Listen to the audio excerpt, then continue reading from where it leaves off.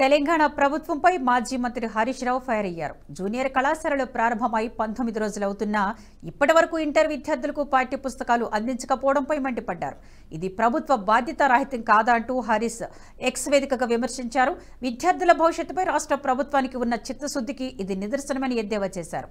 422 junior కళాశాలలో 1,60,000 మంది పేద బలహీన వర్గాల వారు చదువుతున్నారని హరీష్ రావు పేర్కొన్నారు. వారికి నాణ్యమైన విద్య అందించడంలో ప్రభుత్వం విఫలమైందని ఆరోపించారు.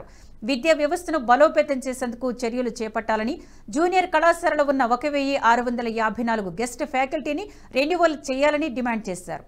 ఇంటర్ విద్యార్థులకు వెంటనే పాఠ్య పుస్తకాలు పంపిణీ చేయాలని కోరారు. రాష్ట్రంలో కొత్తగా మంజూరైన జూనియర్ కాలేజీలో పోస్టులు మంజూరు చేసి విద్యార్థులకు నాణ్యమైన విద్య అందించాలన్నారు.